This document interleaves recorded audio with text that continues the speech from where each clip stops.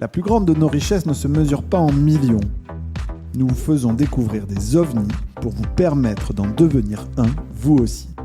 Sportifs, entrepreneurs, artistes, ils nous partagent chaque semaine leurs récits de véritables trésors d'informations.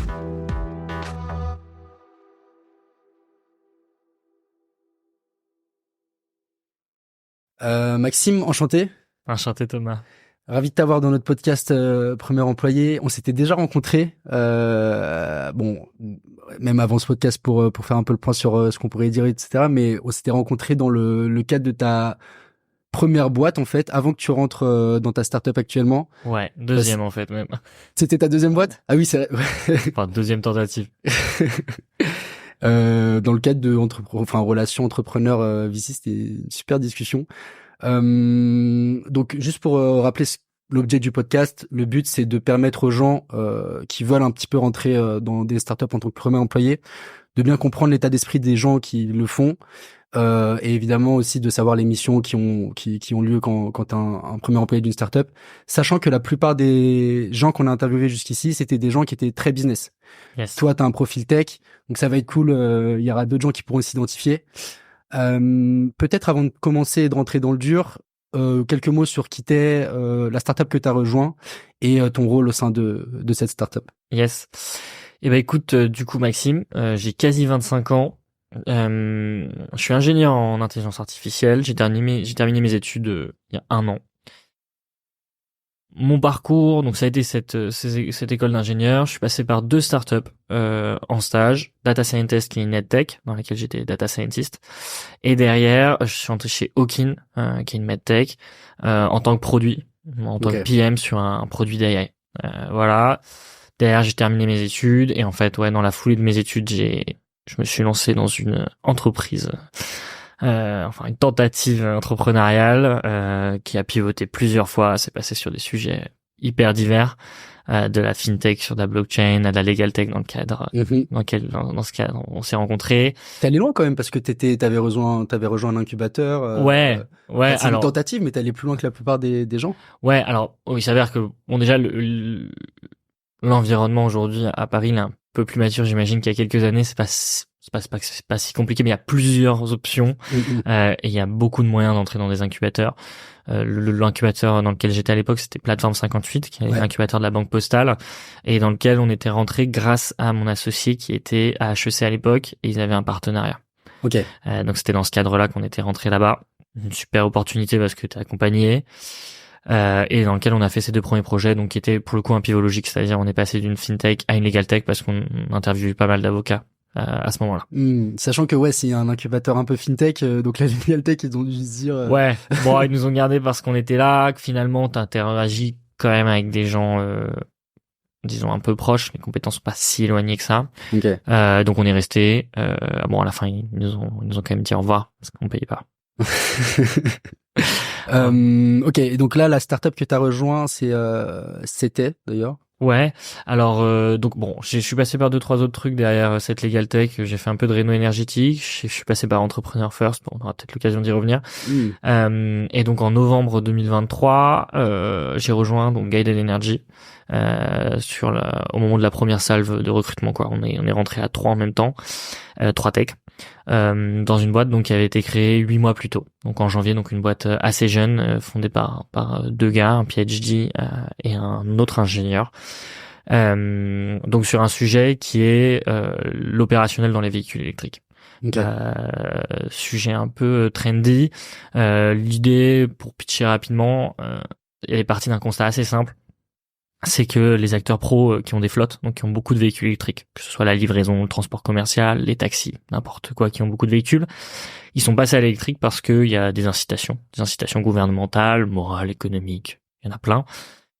Sauf que elles sont passées à l'électrique sans prendre en considération la lourdeur, ou en tout cas l'impact opérationnel que ça représente. Ça veut dire quoi ? Ça veut dire que passer à l'électrique, en fait, ça a des implications qui n'existent pas dans le thermique. Un véhicule électrique, on le sait tous, ça recharge soit en 15 minutes, mais ça peut monter jusqu'à 8 heures. L'autonomie, elle varie. On entend tout le temps parler de cette angoisse de l'autonomie dans les véhicules électriques. La santé de la batterie, elle se détériore. Il y a moins de documentation. Ça se conduit pas exactement pareil. Et donc, pour un particulier, déjà, c'est un problème. Mais alors, pour des business à flux tendu, donc de l'opérationnel, c'est un énorme problème. Et donc, ce que propose Gaiden Energy, c'est un SaaS. Donc c'est vraiment un pur SaaS qui permet aux flottes de tracer leurs véhicules, de prévoir leurs tâches et d'avoir ces petits features-là pour mieux estimer l'autonomie, la santé des véhicules, avoir une meilleure vision d'ensemble et pouvoir permettre les opérations qui étaient plus permises parce que le passage à l'électrique était compliqué. Super clair. Faut que tu pitches à Devisi parce que je trouve que t'as vraiment les enjeux, les contextes. Bah ça c'est quand on aime un projet. Et donc voilà. Et donc moi j'ai rejoint cette boîte comme je disais dans les premiers employés, donc dans les 3 premiers. Les 2 autres étaient software, donc qui est plus l'ingénieur un peu typique sur un SaaS au début. Il y a vraiment le rôle de maçon qui construit vraiment le produit. Et moi, j'ai été recruté sur un job un peu à part, qui diffère, qui était très sexy pour moi à ce moment-là dans la suite de mon en tout cas de mon aventure entrepreneuriale, qui était en fait un rôle entre le produit et la data. En fait, le produit de Gaiden Energy, c'est un produit qui est fondamentalement data, c'est un agrégateur de données. C'est-à-dire toutes les données vont sur le SaaS et ensuite le SaaS, il crée des fonctionnalités qui s'incorporent dans les workflows des gens qui ont des flottes. C'est-à-dire on prend les données, on les met sous une certaine forme pour que eux, ils s'en servent pour leur job au quotidien et ça permet de ces opérations. Donc ça fait beaucoup de données qui viennent de beaucoup de sources différentes pour des acteurs qui sont pas du tout data friendly, qui n'ont pas l'habitude de manipuler ça. Donc il y a déjà un gros play à jouer qui est d'exploiter ces données et leur vendre quasi du service en disant on a des insights que vous avez jamais exploités. Donc ça c'était le premier pan de mon rôle, exploiter cette tonne de données pour essayer d'en faire quelque chose et de leur montrer qu'il y avait de la valeur, en tout cas il y avait du gain à prendre en termes d'opération. Et le deuxième pan, c'était de transformer cette exploration en exploitation, c'est-à-dire de se dire ok, on a des insights qui semblent créer de l'attraction, qui semblent être des choses qui vont leur servir. On va transformer ces insights en features, en fonctionnalités du produit. Okay. Donc voilà, un rôle hyper exploratoire, très data, très proche du produit parce que finalement l'objectif c'était de voir si ces insights pouvaient devenir des fonctionnalités, prototyper ces fonctionnalités et ensuite en faire quelque chose d'utile en collaboration avec les autres, mes collègues, pour en faire quelque chose qui rentre et s'incorpore parfaitement dans le produit. En fait, t'as un profil plus tech que les autres gens qui sont venus, mais au sein des premiers employés de Gaiden, t'étais la personne la plus business en termes de Ouais, alors bon, évidemment, on était tous ingénieurs, donc il y avait pas trop, personne se décrivait comme business. À ce stade-là, on était 5, on est monté à 6, puis 7. Donc un software, puis un BizOps. Il y a eu aussi un stagiaire entre-temps. Mais donc très ingénieur au départ. Donc tout le monde touche au produit. Tout le monde a son mot à dire sur le business. Alors business, ça veut dire quoi? À ce stade-là, ça veut pas dire qu'on fait des sales nous. Ça veut dire qu'on décide ensemble. En tout cas, on discute ensemble de la direction que prend la boîte, etc. Donc théoriquement, les autres ingénieurs avaient autant leur mot à dire que moi, donc ils étaient aussi business que moi. Le seul truc, c'est que leur rôle en soi était plus à un bas niveau, c'est-à-dire ils construisaient vraiment la plateforme et les fonctionnalités, là où moi j'exploitais les données, ce qui est vu en général effectivement comme un truc un peu plus business. Disons que j'avais théoriquement un pas d'avance, c'est-à-dire j'explorais les choses qu'on allait faire ensuite, qui pouvaient créer de la valeur dans le futur. Et t'avais pas de profil genre founder associate ou chief of staff? Alors il y avait le stagiaire au début. Okay. Et ensuite, ça a été un profil plus pérenne, un BizOps normal. Le stagiaire, c'était Youssef? Ouais, c'était Youssef. Okay. Ouais, exactement. Sympa. Très bon stagiaire. On est rentré rapidement dans le vif du sujet. Mais c'est cool, comme ça, les gens vont pouvoir avoir un peu une vue globale de la boîte et de ce que tu faisais dedans. Preneur de plutôt repartir en arrière. Ouais. Sur, toi, t'as un profil très entrepreneurial, en fait. T'as monté des boîtes ou t'as essayé de monter des boîtes, t'as rejoint une startup au tout début. C'est pas forcément le chemin classique quand t'as fait ce que t'as fait. Tu vois, t'as fait quoi, télécom, après 2 grosses boîtes, qui auraient pu t'amener qui étaient des startups, quand même. Ouais. Après, Okin, on était 100 à l'époque, 150. Okay. Donc ça restait, mais elle venait d'être licorne. T'aurais pu, tu vois, prendre le chemin de gros noms, grosses boîtes. Ouais, j'aurais pu rester bien processé, déjà, quoi. Voilà, c'est ça. Et donc, preneur de bien comprendre, tu vois, ton état d'esprit, tes motivations, et de repartir un petit peu au lycée. Ouais. T'étais dans quel état d'esprit à ce moment-là? Est-ce que tu savais déjà que tu voulais faire de la tech? Est-ce que tu savais que t'allais te diriger vers un parcours un peu entrepreneurial? C'était quoi ton état d'esprit? Écoute, déjà moi au lycée, donc moi j'ai toujours habité à l'étranger. J'étais en lycée en Malaisie. Donc bon, c'est un environnement déjà un peu particulier. J'ai toujours voulu être ingénieur.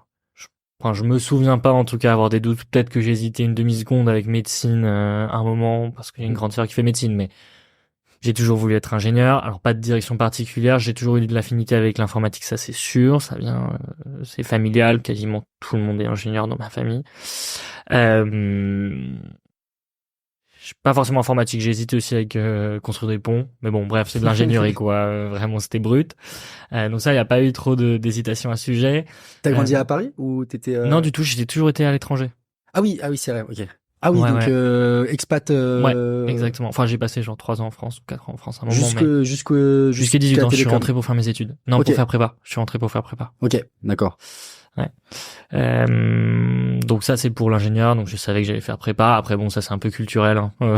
En France, si t'es dans une famille qui a fait beaucoup de prépa, bah, forcément, ouais. Il y avait pas trop de discussion. Enfin, c'est même pas qu'on m'a obligé, c'est que ça faisait partie. Enfin, je voulais faire ça, quoi. En plus, j'avais un esprit un peu compétitif, donc c'est un peu l'esprit quand même de venir faire prépa, de venir prouver.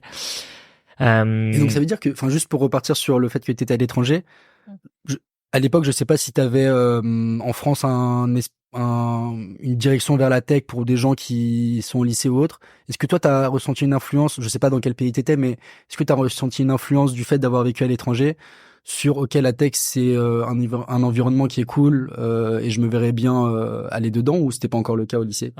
Pas la tech. Alors moi j'avais une affinité de par mon père, mais pas la tech, l'ingénierie, parce qu'il y a beaucoup d'expats qui sont ingénieurs. Okay.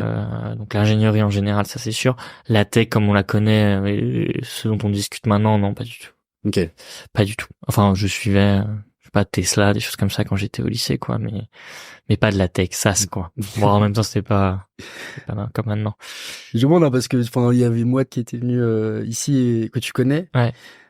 Lui, dès le lycée, il connaissait Y Combinator. Ouais. Alors, il voulait déjà être entrepreneur, tu vois. Ouais, non, mais lui, c'est un passionné. Non, du tout. Alors, l'entrepreneuriat en soi, je pense que ça, enfin, je sais que ça me trottait dans la tête parce que j'aimais beaucoup organiser des trucs, très présent. J'aimerais beaucoup avoir le contrôle d'ailleurs sur les choses que j'organisais. Alors, j'aimais beaucoup prendre l'avis des gens, mais j'aimais bien avoir le contrôle. Donc, ça veut dire tous les trucs un peu classiques de lycée, tu vois, les organisations, pas que de soirées, mais d'événements, l'organisation de concours, etc.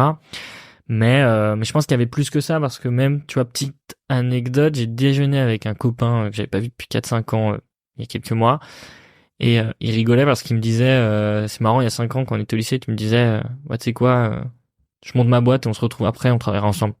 Okay. Tu vois, ça date de la terminale. Donc ça veut dire que c'était un truc qui existait. Il y avait déjà. Je m'en souviens pas bien, c'est pas clair dans ma tête, mais apparemment, c'était déjà un projet. Ok. Voilà. Bon, après, la prépa et tout, ça permet pas ça. Enfin, ça permet pas ça. Je connais des gens qui l'ont fait, mais en même temps? Ouais, en même temps. Ouais, en même temps.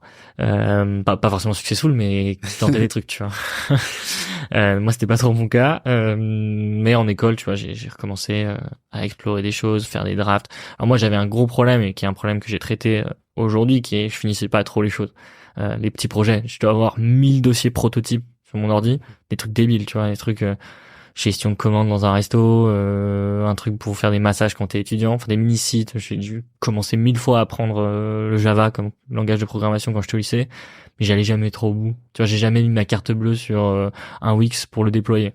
Ok. Voilà, des trucs comme ça. J'ai fait plein de mini-trucs, mais je suis jamais allé au bout. Ça, c'est un problème que j'ai dû régler l'année dernière, parce que quand j'étais dans l'entrepreneuriat, il a fallu pousser un petit peu, sinon t'avances pas. Mais bref, j'avais quand même ce truc-là en école aussi. C'est quelque chose qui existait. En tout cas, ça me trottait. Et tu vois, je savais déjà que j'allais dans les startups. Ma césure, je l'ai fait que dans les startups. Enfin, j'ai jamais même envisagé autre chose en réalité. Okay. Alors que tu vois, c'était pas un truc qui était. Enfin, je connaissais pas toutes les startups au lycée comme Wad, mais j'ai pas envisagé autre chose à un seul moment. Hyper clair. Et du coup, enfin. Si on va directement sur tes expériences au moment de ton école, comment ça s'est fait? Enfin, est-ce que c'était dur de trouver ces stages? Est-ce que t'as galéré, ou est-ce que ça a été assez simple pour toi? Comment t'as choisi? Et après, preneur de partir sur plutôt tes expériences entrepreneuriales pour voir la transition. Ouais, alors difficile, c'est sûr que non. Moi, je faisais de la data, donc théoriquement, j'étais data scientist en école. Donc ma césure elle était en 2020. 2020. Autant dire que 2020 en France, le data scientist, c'était convoité. C'était une ressource recherchée. Donc il y avait beaucoup plus d'offres que maintenant. C'était assez facile. Maintenant, moi, je suis passé par un peu d'autres voies. Donc soit par les gens dont on parle. Donc j'avais déjà eu l'occasion de téléphoner, tu vois, à des gens. Alors à moindre échelle que ce qu'il est fait maintenant. Mais je téléphonais à des gens que je connaissais qui étaient dans les startups pour discuter un peu de ce qui existe. Et j'ai trouvé en fait assez rapidement via l'école, tu vois, ma première startup. Et la deuxième, j'ai trouvé via une connaissance de connaissances. Donc tu vois, ça marche. Je pense que toutes mes expériences, je les ai trouvées comme ça quasi. Sans forcément postuler en fait. Sans postuler. Bah tu vois, premier stage, j'ai postulé à la fin, mais je connaissais quelqu'un qui était dans la boîte et j'ai postulé via cette personne. Deuxième stage, pareil. Guided, c'est pareil, c'est un café, c'est autour d'un café que je les ai rencontrés, j'ai pas postulé. Enfin, en vrai, tout. Okay. D'ailleurs, c'est plus sympa. En fait, enfin, je pense que même à l'époque, tu dis qu'il y avait beaucoup d'offres de data scientist. Ouais. Ce que j'ai compris, c'est que aussi que t'as beaucoup d'offres. Par contre, c'est pas pour ça que t'as beaucoup de gens qui sont pris, parce qu'ils cherchent quand même des gens assez qualifiés. Et donc souvent, t'as des offres vacantes qui sont jamais vraiment prises par les gens parce que y a pas les talents nécessaires, quoi. Donc c'est plus une question de rareté des talents, plus qu'on va donner n'importe quel taf à un data scientist, même s'il a pas les qualifications. Ouais, carrément. Mais et donc la deuxième startup c'était Hawkin, la première c'était Data Scientist, ça s'appelle. Data Scientist, qui a fait un exit là l'année dernière. Ok, ça marche. Et ils ont bien fonctionné, ouais. Et eux, ils étaient bons, ils ont fait de la formation en data science et en IA, en B2B, pendant le Covid. Voilà. Donc ils ont tout éclaté. Un super moment, bon timing. Enfin bref. Bravo. Et donc suite à ça, tu finis tes études? Ouais, alors je finis mes études, sachant que pendant mes stages, ça me trottait quand même pas mal dans la tête. Enfin, c'est pas que ça me trottait dans la tête, j'étais pas en mode vas-y, je vais rejoindre un incubateur, mais c'était plutôt j'ai envie de build, j'ai envie de construire un truc, j'ai envie de me former. Et à ce moment-là, il y avait un peu je sais pas, il y avait cette espèce de FOMO blockchain. Tout le monde voulait faire de la blockchain. Bon, c'est plus le cas maintenant, mais tous les ingénieurs de France. Ouais. Voilà, tout le monde voulait faire de la blockchain. Donc moi, j'avais commencé à me former avec des copains. Et donc derrière, j'ai fait mes études en école d'ingé. Il y a quand même pas mal de bandes passantes, en tout cas dans certains masters. Donc j'avais le temps.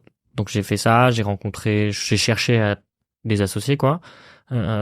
Pourquoi des associés? Parce que j'avais un petit projet fil rouge qui me plaisait bien. Je me suis dit, je vais chercher du monde avec qui discuter sur ce sujet-là. Et donc, tu vois, on est en 2022, fin d'année 2022, j'ai encore 3 mois d'études. Je rencontre un premier associé qui est avocat, qui lui avait trop envie de travailler dans la blockchain sur la partie finance. On commence à travailler ensemble, on commence à aller à des conférences. Tu le rencontres comment? C'était Je l'ai cherché. LinkedIn? Facebook, j'ai cherché sur des groupes d'étudiants avocats. J'ai mis des messages. Je cherche un avocat qui aime bien la blockchain. Ça marche, hein. Ouais, parce que les avocats, je sais pas s'ils sont, enfin, maintenant peut-être, mais à l'époque, moi, je connaissais des gens qui faisaient des études. Je voulais plutôt quelqu'un de jeune, parce que, je sentais que ça allait mieux fit, et donc j'ai mis des messages. Et ça a marché. Et on s'est grave bien entendu. Il y avait un peu un mood pirate, tu vois. On va construire un truc qui va être viral, je sais pas. Bref, on a fait ça et en fait, on a continué. Finalement, on s'est rendu compte qu'il nous fallait un profil business. Moi, j'étais tech produit plutôt. Lui, il était plutôt expert. Très métier, ouais. Métier, meilleur terme. Et on a eu un projet, un profil business. Et à ce moment-là, moi, je côtoyais un peu les gens d'XHEC entrepreneurs. Okay. Et donc, j'en ai rencontré plein. Et à la fin, on en a trouvé une. Et via elle, en fait, on s'est fait incuber. C'est grâce à elle qu'on s'est fait incuber. Elle aimait bien le projet. Elle a dit, les gars, on team up sur ça et on passe à vitesse supérieure, quoi. C'est-à-dire, on fait pas un truc background, on tente vraiment d'en faire un projet. Et donc voilà. Donc moi, j'ai fini mes études. J'ai pas fait de stage de fin d'études. Même avant la fin de mon école, en fait, je passais quasi 70% de mon temps à l'incubateur. Ok. Et donc même quand t'avais ça, c'était le projet Web3 du coup? Ouais, c'était le projet Web3. Ça, c'était le projet Web3. Il y a eu combien de temps entre le début du projet et peut-être la fin? Ouais. On a commencé en janvier 2023. Donc tu vois, il me restait encore 2 mois d'études. Quand je dis on a commencé, j'avais commencé avant, soit en background avec l'avocat, mais on s'y est mis sérieux en passant vraiment beaucoup de temps, en étant à l'incubateur, en étant accompagné, et grâce à elle, on était beaucoup plus structuré dans notre approche sur ce sujet. Et donc on a fait 3 mois. Ok. On a fait 3 mois qui auraient pu à la fin, tu vois, aujourd'hui, être exécuté en 6 semaines, je pense. Mais bon, c'était le début. On était beaucoup moins productifs. Et on découvrait tout un nouveau monde, hein, parce que nous, avec l'avocat, au début, on l'a joué très ingénieur. C'est-à-dire, on construisait un truc, on se demandait si c'était cool. On demandait pas à grand monde. C'était cool. Ok. C'était vous qui ouais, on trouvait cool ou pas cool. et on faisait des conférences. Bref, que des trucs qui servent pas tellement, qui sont très drôles, mais qui servent pas tellement. Quand notre associée est arrivée, elle a pris le taureau par les cornes et on a commencé à faire les choses un peu mieux, un peu plus scolairement. Et en vrai, ça marche mieux. On a fait des calls. On a appelé les gens qui pouvaient être potentiellement des clients, enfin, en tout cas, des gens de ce monde-là. À cette époque-là, le projet, c'était de tokeniser l'equity des startups pour la rendre plus liquide. Ouais, pour les changer, etc. On pensait que la brique blockchain allait aider ça. Et donc voilà, on a fait cette exploration, on s'est rendu compte qu'il y avait pas trop de marché. Enfin, en tout cas, on avait l'impression qu'il y avait pas trop de marché. Et en fait, on discutait avec pas mal d'avocats à ce moment-là, et on a bifurqué sur un sujet légal avec l'avocat. Notre associé business a quitté le projet. Et nous, à deux, on est parti sur le sujet legal. Ouais. Sur lequel on s'est rencontrés. Et à ce moment-là, en fait, on est en avril. Ça fait 4 mois que ChatGPT est sorti. Tout le monde commence à se rendre compte qu'en fait, tu peux très bien faire une surcouche de ChatGPT en 4 secondes et faire des tools super performants, quoi. Et donc, nous, on a fait ça. On a fait une boîte à outils légale pour explorer plein de use cases en même temps. Un peu en mode I love PDF. On a fait plein de use cases, du drafting, de la recherche sémantique, etc. On a exploré ça en regardant ce qui marchait à deux. Et donc ça, c'était déjà plus concret que le truc d'avant parce qu'on a eu de l'attraction auprès des étudiants, etc. C'est un projet qui existe toujours, qui marche très bien. Mon associé est toujours dessus. Donc c'était plus sur le persona étudiant et pas sur le persona genre avocat. Alors on explorait les deux. Juste l'étudiant il est plus facile. Enfin libéraux et étudiants c'est plus facile parce que tu mets un site sur internet, tu le factures ridiculement bas parce que c'est pas très cher en vrai l'API OpenAI et avec eux tu testes. Tu testes très vite, des itérations très courtes. Et moi, en parallèle, je regardais comment on pouvait faire des trucs un peu plus costauds pour les cabinets. Okay. Donc, les cabinets, c'est des cycles de vente beaucoup plus longs. C'est pas du tout les mêmes problématiques. Ils ont besoin de sécurité, ils ont besoin de souveraineté. Enfin, il y a des problématiques qu'ils ont, que les autres n'ont pas, mais les use cases sont les mêmes. Donc, c'est pour ça qu'on explorait les deux en même temps. Et d'ailleurs, c'est un peu sur ça que ça a divergé, parce que moi, à la fin, je me rendais compte que les cabinets, ça allait être très difficile, ils mettaient beaucoup de temps, et de jeunes comme nous, on n'était pas les acteurs qui convainquaient le plus. Sachant que t'en avais beaucoup, forcément, c'est un métier qui fait directement sens pour la Gen AI. Ouais, complètement. T'avais pas mal d'acteurs qui commençaient à venir. Exactement, il y avait d'autres gens, il y en a qui ont super bien réussi, là, t'as Jiminy, qui s'en sort trop bien. Et en plus, c'est les acteurs, c'est un peu bizarre, un cabinet d'avocats, c'est un peu préhistorique. Il y a une structure pyramidale, tu comprends jamais trop qui est décisionnaire. Il y a des partenaires responsables de ça, des partenaires responsables de ça. Il y a un chargé d'innovation que personne n'écoute vraiment. Bref, c'est difficile de naviguer là-dedans. Et donc, on a divergé sur ça. On s'est arrêté en juillet. Lui a continué. Moi, j'ai arrêté parce que déjà les rôles étaient pas clairs. Tu vois, un expert métier dans une boîte où t'es deux. Moi, ça me laisse un rôle soit de CEO, mais il y a plus de CEO, soit de CTO, mais faut que j'ai 100% confiance en la capacité d'être CEO. Donc on a divergé de toute manière. Lui a continué sur le truc étudiants libéraux, qui tourne toujours, ça fonctionne. Et moi j'ai arrêté parce que je sentais que c'est pas la direction que j'avais envie de prendre. Donc ça a duré combien de temps cette 3 mois. Donc tu vois, premier projet janvier-avril, deuxième projet avril-juillet. Ouais, donc 6 mois à fond, sur un projet qui, en soi c'est quand même beaucoup parce que tu travaillais énormément, je suppose. T'as pas forcément. Alors pas aussi efficacement que. Pas de temps que ça. En fait, disons que sur les 6 mois, c'était de plus en plus rapide. Plus on avançait, plus on savait ce qu'il fallait faire pour avancer vite. Okay. Tu vois, c'était une phrase d'apprentissage pour moi. Aujourd'hui, c'est pour ça que je te disais ça, le premier qu'on a fait en 3 mois, franchement, aujourd'hui, de par les apprentissages que j'ai de l'année dernière, de par mon expérience chez Guided, c'est un truc que je pourrais faire en 5 semaines. Invalider ce qu'on a invalidé en 3 mois, on aurait pu le faire plus vite. Donc voilà. Toi à l'époque t'étais vraiment dans l'état d'esprit de créer une boîte qui va marcher et tout, et avec toutes les implications derrière de être tout le temps dans un tunnel, constant, penser tout le temps à ta boîte, faire des sacrifices, ou c'était pas forcément ton état d'esprit? Pas exactement compte. Alors tu t'y penses parce que tu te dis, tu le sais que c'est un peu ça le jeu. Tu penses que ça va être comme ça, mais il y a une différence entre le penser, le savoir de loin, et réellement être impliqué et savoir que t'es d'accord avec vivre cette vie-là derrière. À ce moment-là, pour moi, c'était super cool, mais c'était pas loin d'être un hobby, tu vois. Un hobby chouette, un hobby pour lequel tu te donnes, mais un hobby. Et ça l'est resté, c'est en partie la raison pour laquelle je pense qu'il faut que je gagne un peu en maturité avant de revenir. Mais bon, t'apprends au fur et à mesure à être plus efficace, même si t'es peut-être pas aussi impliqué que des mecs super passionnés, mais en fait t'apprends à être efficace, t'apprends à te donner, t'apprends à comprendre ce qu'il faut pour que ça fonctionne. Ok. Voilà. Donc ça, tu finis ce projet. Et en fait, c'est pas tout de suite que tu rejoins Gadet parce que tu passes par Non, ouais, tu et par la mode sur réno, des- la réno. Ouais, non. Bah, en fait, on est en juillet. Moi, je fais un peu de freelance. J'ai encore un peu d'argent. En vrai, je suis pas encore cramé, hein. J'ai encore la dalle et j'ai pas du tout envie de rejoindre une boîte. J'ai kiffé mes expériences. Donc, je suis pas à la recherche de personnes qui ont des projets. Donc, bah, je prends des cafés. À ce moment-là, j'étais à Station F, et je prends du café avec des gens, dont Mouad, t'as vu la dernière fois, qui était lui avec un associé sur un sujet de réno énergétique et qui avait besoin de quelqu'un en IA, en data. Donc, écoute, moi, j'avais d'autres discussions en cours et en fait, leur projet était canon.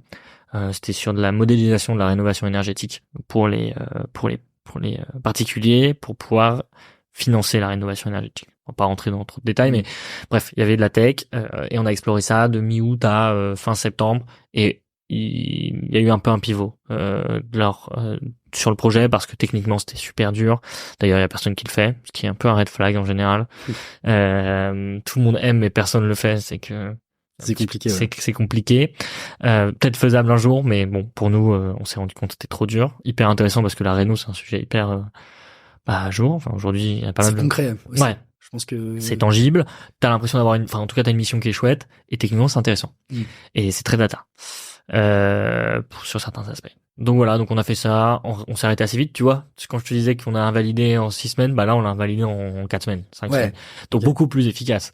Parce que parler avec beaucoup plus de monde, je sais pas, je me suis retrouvé au salon de la rénovation énergétique, j'ai rencontré des rénovateurs, enfin bref, discussion avec beaucoup plus d'acteurs très rapidement et pour invalider les théories, pour pivoter rapidement.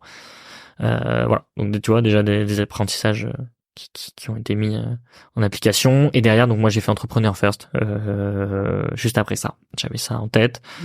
C'est peut-être pas le meilleur timing parce que ça faisait 7 mois que je faisais ou 8 mois que je faisais l'entrepreneuriat, franchement j'étais déjà un peu fatigué, j'avais changé pas mal de fois de projet mais c'était quand même une super expérience. Je te pitch Entrepreneur First rapidement. Moi je connais mais pour ceux qui connaissent pas. Donc c'est un startup studio mais très très early. Leur thèse c'est de dire on va recruter des profils directement, on les met en batch de 40 personnes par exemple, et on va pendant 3 mois les mettre ensemble, les cadrer un petit peu pour qu'ils se rencontrent, pour qu'ils fassent des équipes, qu'ils essaient de monter des projets. Si à la fin des 3 mois ils ont un projet, ils nous le pitchent, si on l'aime bien, on investit contre une certaine part. Sachant que t'avais quand même encore t'avais pas mal la dalle parce que de ce que je comprends, c'est assez intense. Ouais, c'est intense. Et toi, tu sortais de 8 mois. C'est pour ça que je te dis que sur le coup, je le savais pas, mais c'était pas le meilleur timing. Parce que c'est hyper intense. C'est intense parce que, c'est exactement ce que je te disais. Ce que tu faisais en 3 mois, là, faut pas le faire en 6 semaines, faut le faire en 2. Parce que tu dois changer très vite, te rendre compte très vite si ça sert à quelque chose pour qu'au bout des 3 mois, t'aies quelque chose à présenter. Sur lesquels t'es convaincu. Et eux, ils poussent vraiment, ils poussent. Ils te laissent, Non, ils poussent. Ils poussent. Tu peux te trouver que c'est un peu poussé fort, mais en vrai, quand tu joues le jeu, ça permet d'aller très vite. Et ça permet de pas perdre de temps. Et c'est un peu énervant de perdre du temps. Tu vois, moi, j'ai pas envie de refaire les 3 mois que j'ai fait, alors que j'aurais pu l'invalider en 5 semaines. Comment ils font pour, c'est marrant, j'en ai jamais discuté avec eux, mais je me demande comment ils font pour vous pousser. C'est des réunions. Déjà, ils te le répètent. Quand tu passes dans les couloirs de Station F, tu parles à un nombre de gens. Ah, okay. Tu parles à un nombre de gens. Tu les vois très régulièrement. Tu es obligé comme tu les vois régulièrement. Oui, t'as l'impression de montrer que t'as avancé. Ouais, voilà. En fait, t'es là pour ça. Donc, si tu veux pas faire ça, tu pars, quoi. Toi, t'avais rejoint le programme Graduate ou c'était Graduate. Ouais. Donc c'est un nouveau programme pour les sorties d'école. Ouais. Donc voilà, moi j'ai fait 2 mois, 1 mois et demi là-bas. J'ai exploré plein d'équipes. C'était super marrant parce que c'était complètement la cristallisation de mon année. C'était vraiment prends tout ce que t'as fait, essaie de le transformer en des learning, essaie de les appliquer à vitesse x10. Ouais. Donc trop bien, tu vois, les interviews, savoir où chercher, savoir comment trouver les personnes, comment apprendre des échanges que t'as, comment pivoter, comment faire une équipe, enfin bref, c'était vraiment top pour moi parce que ça a vraiment décuplé la valeur de mon année. Parce que j'ai pris cette expérience, je les ai transformées en quelque chose de très tangible via les discussions que j'avais. Et donc à la fin, je savais ce que j'avais appris, quoi. Et donc voilà, donc j'ai fait ça 6 semaines. À la fin, j'étais un peu cramé. Et là, ça a un peu divergé. Je suis parti avec Mouad pour livrer de la nourriture à domicile. T'étais sur son projet Ouais, on l'a fait ensemble. Okay. On l'a fait ensemble. Il a continué un peu après moi, mais on l'a commencé ensemble, ce truc-là. On livrait de la nourriture à domicile, ouais. Bon, ça c'est le truc. Je sais, il m'a livré. Ouais, bah voilà. Bah, et bah écoute, ce truc-là, c'était fait pour me tuer. Du B2C, en livraison de nourriture. Enfin bref, le truc, limite j'ai fait exprès pour me tuer. Et en fait, voilà, on est en novembre, j'ai plus d'argent, j'ai fait ça. Je vois bien que là, il y a plus de, j'ai plus trop de missions. La livraison de nourriture, c'était marrant, mais ça répondait à rien qui me transcendait. Donc là, je vois que je suis pas non plus. Enfin, j'ai plus la flamme quoi pour le 0 à 1. Donc tu dis, je vais pas rejoindre un gros, je rejoins une startup de 2 fondeurs et aucun d'entre eux. Ouais, alors bon déjà, eux, ils m'avaient démarché à ce moment-là. J'ai jamais cherché un job en fait à ce moment-là. Juste ils m'ont démarché. Ils étaient à Station F, donc on s'est rencontrés plusieurs fois. On a déjeuné ensemble. Au début, je leur avais dit que j'étais pas intéressé parce que bah j'étais en train de livrer de la nourriture à vélo et évidemment ça allait super bien marcher. Et donc j'étais pas intéressé, mais j'avais graffité et donc je l'ai vu. En fait, le process s'est fait plutôt naturellement sur que des étapes où je disais que j'étais pas intéressé, pour qu'au final je décide que je suis intéressé et je rejoins 2 semaines après. Donc ça allait très vite. Voilà. Attends, 2 semaines après leur. Après que j'arrête la nourriture. Ok, d'accord. Ils avaient déjà levé et tout ou... Ouais, ils ont levé pendant l'été. Ok. Ouais. Ah oui, Ils avaient déjà levé. Ah ouais, non. Je pense que c'est un des facteurs qui m'a donné un peu confiance en le projet quand même. Ouais, parce qu'ils sont back par Sequoia. Ouais, ils sont back par Sequoia, c'est quand même canon. Ouais. Mais tu t'es pas dit, enfin, peut-être que t'étais un peu naïf en te disant, ok, ça va pas être dur, parce qu'en fait, c'est une boîte qui avait pas de clients. Et toi, tu sortais de 9 mois où t'étais un petit peu cramé parce que t'avais fait plein d'expériences entrepreneuriales et au final, bah, c'est tout comme, tu vois. Ouais. T'as moins d'equity dans l'histoire, mais... T'as moins d'equity. Il y a plus que moins d'equity, t'as aussi moins quand même. Alors, tu vas être hyper impliqué, etc. Mais à la fin de la journée, tu t'arrêtes d'y penser. Okay. Et ça, c'est game changer. Ouais, je peux te dire que moi, en novembre, octobre-novembre, j'étais fatigué. Bah, j'y pensais tout le temps à mes projets et c'était un peu l'enfer. Samedi, dimanche, tu vois, j'arrivais pas à décrocher et je pense que ça, c'est ce que doit endosser un founder. Alors, ceux qui sont très bons le font sainement, mais quand t'es early employee, t'as beau y penser parce que bah t'as des idées, t'as envie de les proposer, on attend de toi que tu sois force de proposition. Ouais. Mais quand tu fermes l'ordi, tu peux fermer l'ordi, quoi. Et ça change en vrai. Enfin, j'étais pas là pour me planquer, tu vois. J'ai quand même envie de ces sensations-là. Donc pour moi, c'était nickel en fait. C'était la continuité sans le poids trop lourd à ce moment-là de devoir lancer un projet. Ok. Donc je savais qu'ils avaient pas trop de clients. Je savais que c'était très très jeune, mais c'est ce que je cherchais, quoi. Okay. Donc c'était parfait pour moi. Franchement, belle continuité. J'étais satisfait. Ok, top. Et donc, voilà. T'arrives chez Guided. C'est quoi les challenges pour toi à ce moment-là?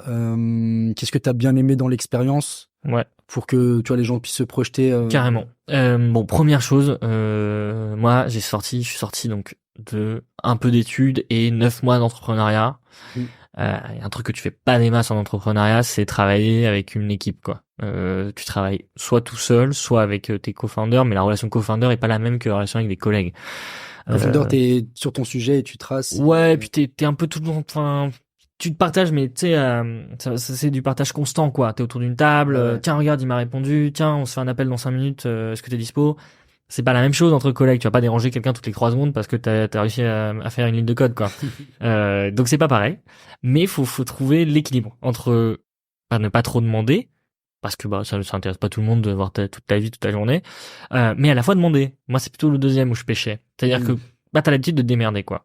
Et bah là t'es quand même dans une équipe, donc il y a des choses sur lesquelles t'es moins compétent et il faut demander de l'aide, pas trop, mais il faut demander de l'aide. Et donc ça, moi, il a fallu que je travaille sur ça énormément au départ. Communiquer, je sais pas, t'as des tâches dans une boîte aussi jeune, on explore beaucoup de choses. Et quand on explore des choses, ça veut dire qu'il y a personne dans la boîte qui a la réponse à cette chose-là. C'est-à-dire que personne ne sait exactement où ça va. Et donc quand on te donne le rôle, enfin la responsabilité de cette exploration, faut aussi qu'une partie de ta responsabilité ce soit de dire si c'est pas faisable, ou s'il y a une partie qui est pas faisable, ou de faire pivoter cette exploration. Et quand t'as passé un peu trop de temps un peu en solo, bah toi tu te dis ok, on m'a dit de faire ça, bah je vais le faire. Voilà, c'est tout, je vais le faire. Et puis si j'y arrive pas, c'est que je dois être une quiche. Et ça c'est pas un bon mindset, parce que une partie de ta responsabilité c'est de demander si c'est faisable, ou en tout cas de diviser en toutes petites tâches, demander aux bonnes personnes si les petites tâches correspondent à ce qui peut être attendu de la boîte, voir qui est le meilleur sur chaque tâche. Enfin bref, faire un travail d'équipe, quoi. Et donc au début, moi, un des gros problèmes, c'était ça. Je communiquais pas assez sur mes tâches, sur comment éclaircir mes avancements, comment bien que tout le monde soit au courant de comment j'avance, quelles sont les difficultés, pour que les difficultés qui sont celles de la tâche ne deviennent pas des difficultés qui semblent être les miennes. Ok. Il y a des choses qui sont pas faisables, et c'est pas grave, on explore. Mais si tu veux te sentir bien, bah faut bien que tout soit déclaré, que tout le monde soit au clair. T'étais dans l'état d'esprit un peu bulldozer. Ouais, et puis tu sais, j'avais exécute. pas bossé, donc et puis je suis quand même junior, Ouais.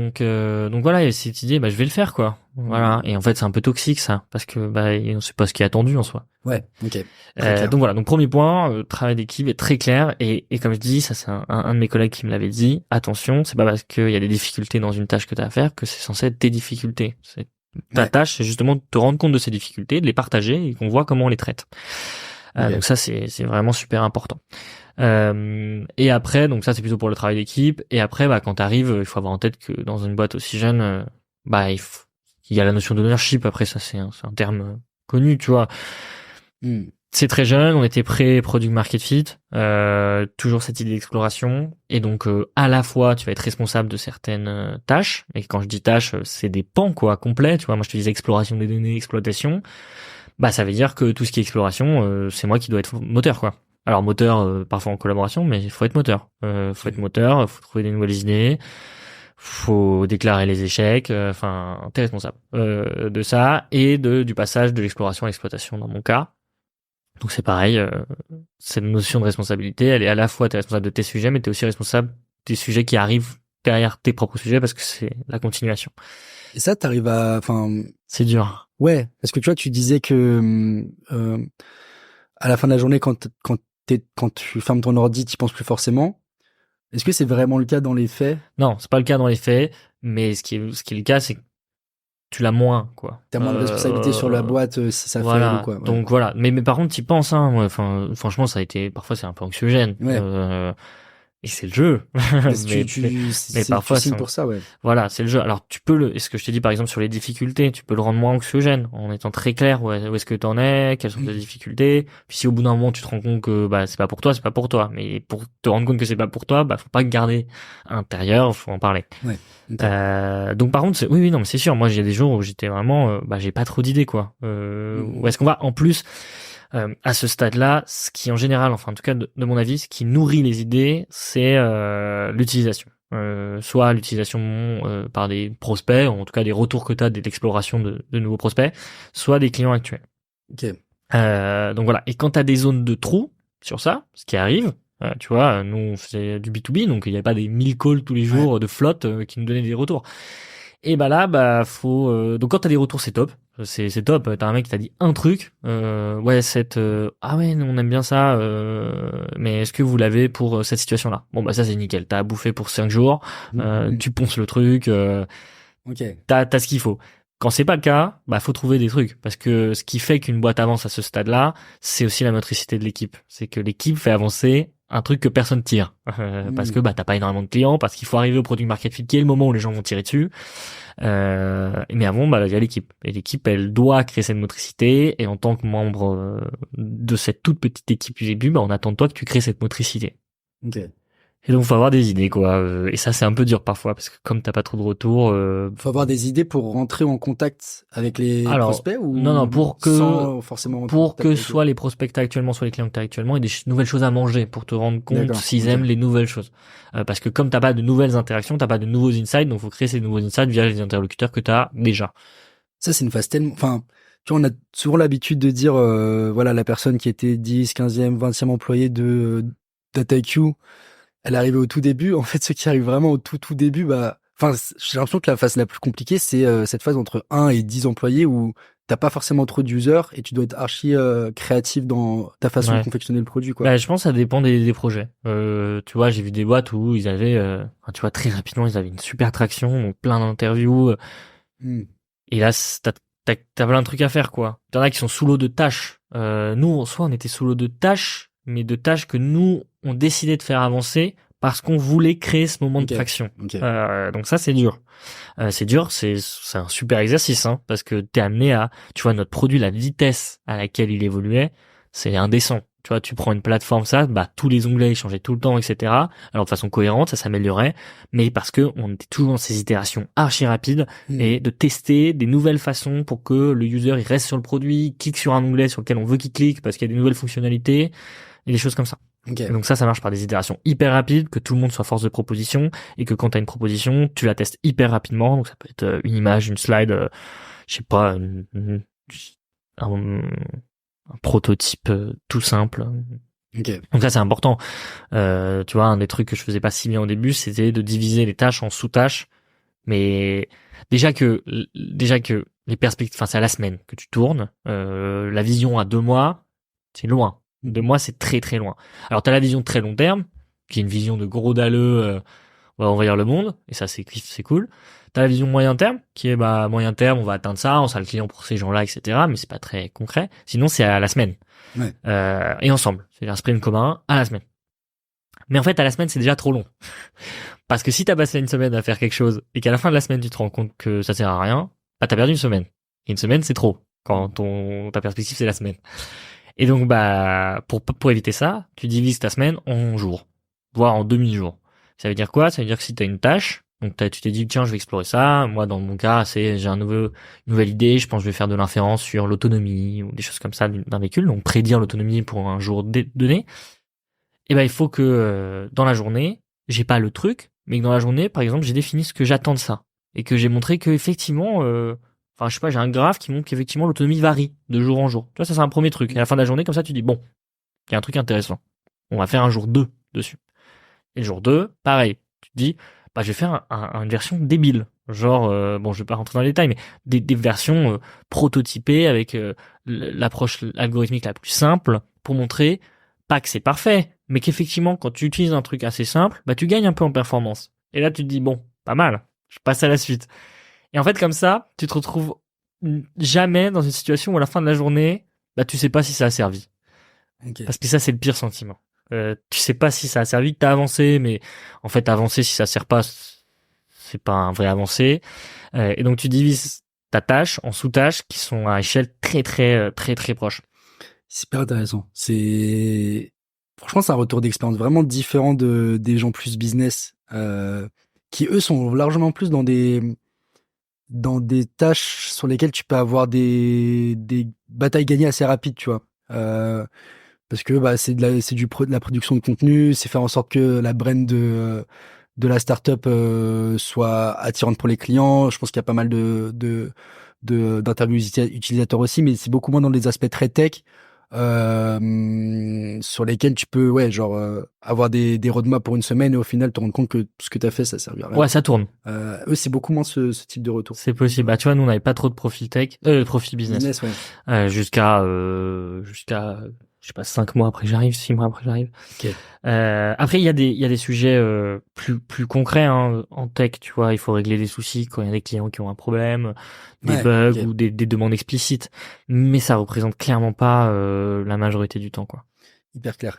Donc sur Guided, enfin là t'as parlé un peu des challenges, preneur de comprendre où est-ce que t'en es aujourd'hui avec Guided, est-ce que t'es toujours dans la boîte ou pas, et aussi qu'est-ce que ça t'a apporté forcément, et un peu tes prochaines étapes, Yes, ce que tu recherches. Carrément. Eh ben écoute, donc moi je quitte Guided. La raison, elle va complètement dans le sens de ce que j'ai dit là.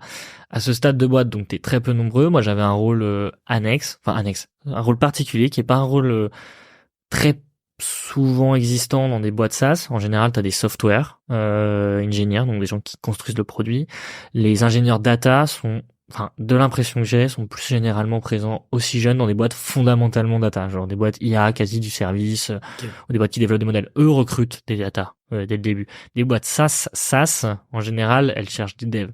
Donc moi, c'était une sorte de pari, c'était de dire, on est sur une boîte qui a un play data, on va voir si les clients aujourd'hui, ils attendent ce genre de choses. Ils attendent ces features un peu abstraites, ces nouveaux, ces quêtes de performance.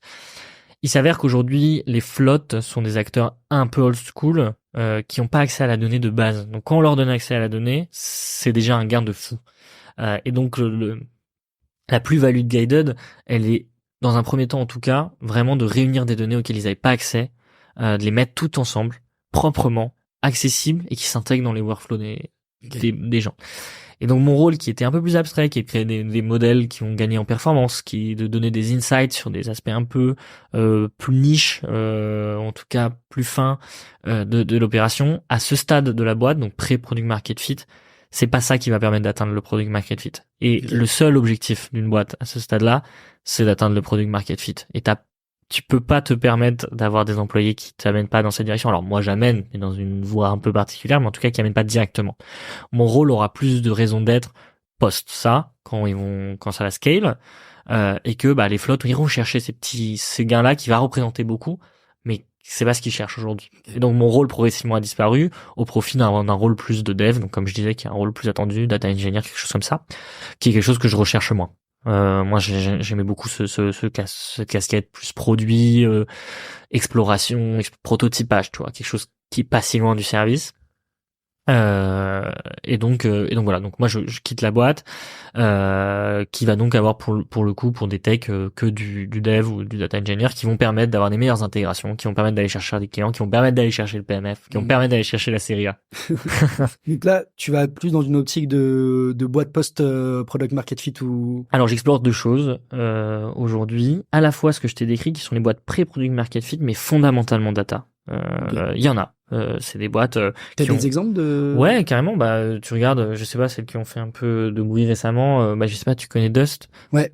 Eux, tu vois, ils ont un pur de produit data, quoi. Leur produit, c'est du knowledge management avec un modèle d'IA. Enfin, si tu veux, okay. C'est pas vraiment du SaaS. C'est un peu différent. Et donc eux, ils ont pas mal de profils data à ce stade. Ou solution architect, ils appellent ça, mais c'est des profils qui ressemblent plus à moi. Ils ont une trajectoire plus un peu plus service, ils vont accompagner les clients dans l'intégration de ce produit IA. Donc c'est plus des choses comme ça. Donc c'est des boîtes très jeunes mais qui sont tellement IA, ou des boîtes de medtech, tu vois, qui ont des modèles qui vont permettre, en fait, dont atteindre le PMF, c'est prouver que leur technologie va fonctionner. C'est pas intégré chez les gens.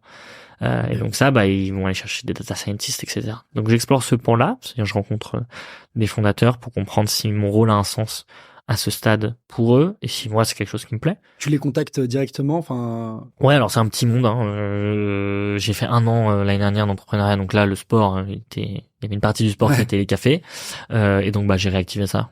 Et ça va très vite, hein. Les gens sont super sympas, on te présente très rapidement, il y a vraiment pas de barrière, tu vois, je suis un peu junior, mais il y a pas de barrière. Tu dois quand même, tu dois te prendre la tête sur les messages, je suppose, à envoyer ou autre. Enfin, c'est pas, tu leur envoies pas juste un message. Non, je suis pas grossier, quoi. Mais j'envoie un message sur LinkedIn. En général, post intro, ou intro. Okay. J'ai fait du sans intro, mais ça marche moins bien. L'intro, ça marche bien. Et en plus, franchement, tu trouves toujours quelqu'un en commun. En plus, ça réactive quelqu'un dans le réseau. Les gens, ils aiment bien être la personne qui intro parce que eux, ça leur fait vivre leur réseau. Donc ça marche bien. Et ça permet de prendre des cafés.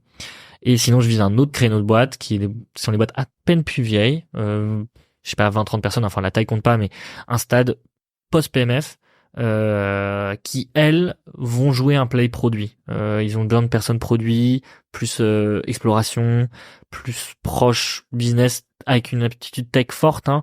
Mais eux, leur but, c'est de savoir, ok, maintenant qu'on a quelque chose qui est intégré, comment on va pouvoir jouer de cette tech, de l'IA, de la data, pour aller chercher encore plus de clients, pour améliorer l'expérience, pour améliorer le produit. Donc quelque chose qui me correspond probablement un peu plus. Donc j'explore ces deux choses-là. C'est quelque chose que je m'étais pas du tout posé la question en entrant chez Guided. Chez Guided, je suis rentré parce que le marché était canon. Moi, j'ai passé 8 mois à chercher des marchés. En tout cas, on me disait, faut trouver un marché hyper grand. Le use case que je vous ai décrit, qui est celui qu'attaque Guided, il est hyper clair, quoi. Il y a un marché de malade. Donc déjà, ça voulait dire une boîte qui peut fonctionner, enfin en tout cas il y a un marché qui permet qu'elle fonctionne, et 2 founders qui déjà avaient réussi à lever auprès d'un top tier fonds, et en plus avec une vraie ambition. Enfin, tu vois, je te disais le long terme, c'est costaud. Et ça, il y a besoin, parce que quand tu arrives au début, il faut les étoiles, quoi, dans les yeux. Enfin, en tout cas, pour moi, il fallait ça, et il l'avait. Donc voilà. Mais je m'étais pas tellement posé la question de la légitimité de mon rôle. J'avais pas trop regardé, ni j'avais contacté des gens qui avaient un rôle similaire. Ce qui est une erreur. Sachant que, j'ai l'impression que le rôle, c'est pas forcément ce qui importe en général à ce stade. Enfin, en tout cas, sur les gens que j'interviewe, c'est vraiment, ils font leur choix par rapport au fondateur. Et Voilà. ils se posent pas trop de questions sur le rôle qu'ils vont avoir dans la C'est ce startup. que j'ai fait. Maintenant, tu vois, mon rôle aujourd'hui, enfin, tu vois, je vais pas être remplacé, quoi. En tout cas, pas pour l'instant. Donc, mon Ok. rôle n'existe plus. Il aurait fallu que j'accepte De changer, quoi. Ouais. de changer et un vrai changement. Donc voilà, j'aurais pu me poser la question. Après, je l'aurais fait quand même parce que j'ai appris une tonne de trucs et dans un environnement comme ça, enfin, tu vois, le pré-PMF dont on parle, c'est très spécial. C'est très drôle. Enfin, c'est très drôle. C'est angoissant, mais c'est spécial. Tu vois, tu célèbres des trucs débiles. Genre, on a eu 4 utilisateurs aujourd'hui. Tu vois, on avait un écran avec la courbe. 4 utilisateurs dans la journée, c'était un truc de ouf. Tu vois. C'est marrant. Ou quelqu'un nous a dit, ah, grâce à vous, les gars, j'ai réussi à faire ma livraison. Un truc débile. Mais en fait, nous, c'était une victoire. Ça sert à quelque chose, tu vois, ce qu'on est en train de faire. Sur, on arrive sur la fin du podcast. Peut-être 2 mots sur déjà ce que ça t'a apporté comme expérience. Et ouais, peut-être les conseils que tu apporterais à des gens qui recherchent ce type d'expérience en tant que premier employé. Ouais. Alors, ce que ça m'a apporté, ça répond vraiment à des choses qu'on a dit un peu précédemment. L'exécution. Ce que je te disais, ce que j'avais fait en 3 mois l'année dernière, je le faisais en 6 semaines. Je pourrais le faire en 6 semaines. L'exécution. Ce que je disais, une tâche, tu la divises en 10 tâches. Chaque jour, t'es capable de dire que t'as avancé un petit peu. Bon, bah, ça, c'est top. Enfin, c'est un bon learning, quoi. Tu peux jamais procrastiner avec un paradigme pareil. Tu as une approche pareille, tu peux pas procrastiner. Parce que si tu considères qu'à la fin de la journée, t'es pas sûr de si ce que t'as fait, ça sert à quelque chose, bah, si tu te poses cette question tous les jours, t'arriveras pas à procrastiner. Donc ça, c'est un bon point. Et ça, cet environnement-là, il m'a permis ça. Parce que t'es tellement attendu comme force de proposition. Toi qui finissais pas les projets. Là, Non mais c'est ça, c'est exactement ça, tu vois. Moi, j'ai jamais trop fini les projets quand j'étais un peu au lycée et un peu plus tard. Bah ça, t'as pas le droit, quoi. Ouais. T'as pas le droit, faut le diviser. Et ne pas finir un projet, ça veut rien dire, tu vois. À ce stade, il sera jamais fini le projet. Le projet, c'est de devenir énorme. Donc finir un projet, c'est finir l'étape 1, 2, 3, 4. Si à la 4 ça saute, bah on passe au projet suivant. Mais au moins t'auras fait 4 étapes. Donc ça, c'est un super learning. Deuxième learning, je pense que c'est peut-être plus perso, mais c'est la communication, moi, que j'avais pas trop, tu vois, ce travail d'équipe, ne pas hésiter à demander un peu d'aide parce que en fait, il y a pas trop d'experts à ce stade dans une boîte. T'es attendu, enfin, on attend de toi que tu sois extrêmement polyvalent, que tu touches à des choses auxquelles t'as jamais touché. Tu vois, t'as dû le voir avec les profils biz qui font du recrutement, du sales, du branding, enfin, ils sont pas experts dans tout ça. Et du côté ingé, c'est la même chose. À ce stade, tu vois, les devs avec qui je bossais, il y en avait pas un qui était spécialisé dans un truc. Progressivement, ils ont pris leur ownership sur certaines choses, mais bon, il fallait qu'ils soient assez humbles, si tu veux, pour que si on détruise leur travail, il y a pas de souci. Derrière, on reconstruit ensemble, ou s'ils doivent aborder un nouveau truc, il y a pas de souci. Bah moi, j'ai dû apprendre, par exemple, à faire pas mal de dev, à faire du produit un peu différemment, à faire des interviews, à faire des démos. Enfin, tu vois, cette capacité un peu à accepter que ton rôle change, à ne pas être expert. Bah, c'est le jeu que tu choisis quand tu rejoins une boîte aussi jeune, t'es pas expert.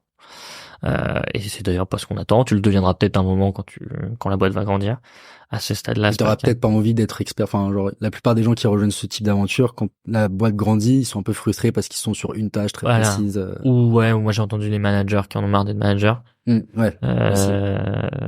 J'ai pas eu le choix, je suis pas arrivé là. Voilà, et tu me disais les conseils. Bah c'est quand même demandant, c'est quand même demandant.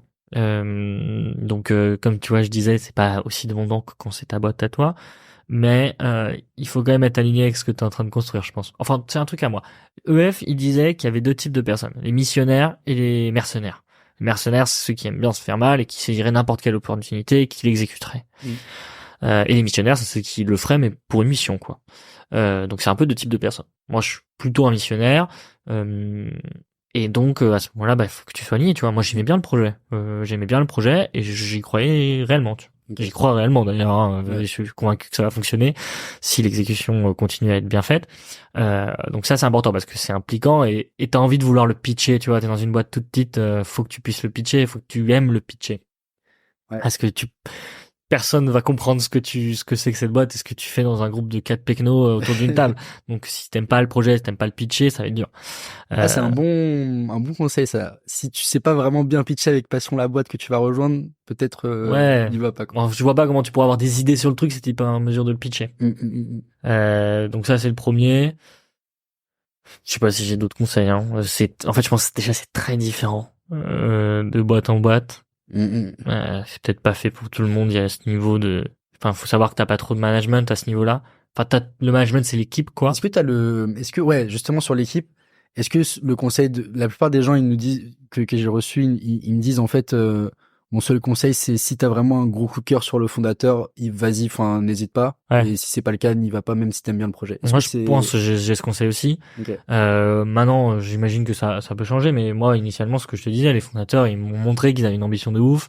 Quand je discutais avec eux, ça avait l'air, enfin, tu vois, j'ai cru en le projet via eux. Donc, ouais. Ça, c'est sûr, en fait, tu vois, quand je suis parti, j'ai dit, le conseil que je leur ai donné en mode, tu vois, force à vous, c'est la valeur de la boîte aujourd'hui, c'est vous, quoi. Il y a pas beaucoup de mots, en vrai. Enfin, il y en a, parce que la boîte, il a construit des trucs. Mais en vérité, à ce stade, c'est que ces gars-là, ils ont l'expertise, ils ont attaqué un sujet, c'est les seuls à le creuser de cette manière-là. C'est eux l'expertise. Okay. C'est les gens qui sont dans la boîte. Donc, comme tu disais avec les fondateurs, ce qui vaut, ce qu'est la boîte au début, c'est les fondateurs et les premiers employés. Donc, si t'es pas convaincu par ces personnes-là, c'est pas le pauvre sas qui va t'avoir, quoi. Avec ses trois boutons. Même si tu tombes amoureux du produit, mais que tu crois pas forcément au fondeur, n'y va pas forcément, quoi. Mais surtout que le produit va changer, hein. Il va changer le produit, hein. Même si ça se trouve, le modèle, il va changer, tout va changer, donc. Mais ok, bah écoute, je pense qu'on a fait le tour de la plupart des sujets. Franchement, merci pour ton temps, pour ton retour d'expérience. Honnêtement, c'est, on n'a pas encore eu ce retour d'expérience là. Ouais. Donc ça va être intéressant, je pense, à écouter. Et voilà, je sais pas si t'as si t'écoutes des podcasts de temps en temps, mais n'hésite pas à nous suivre. Ouais, bien sûr. Et écouter les autres collègues qui vont passer après toi. J'écoute les collègues et j'espère que vous recevrez un vrai software peut-être. Parce que ce que je te disais, mon rôle d'ingé, il était quand même assez spécial. Et il y a un type d'ingé dans les boîtes SaaS qui est hyper intéressant, c'est les maçons, c'est les software engineers. Si t'en as à conseiller, très bien. Ouais, je vais réfléchir. Alors, il y a moins de juniors, je pense. Okay. Donc faut aller chercher plus senior, et d'ailleurs c'est leur expertise qui sert.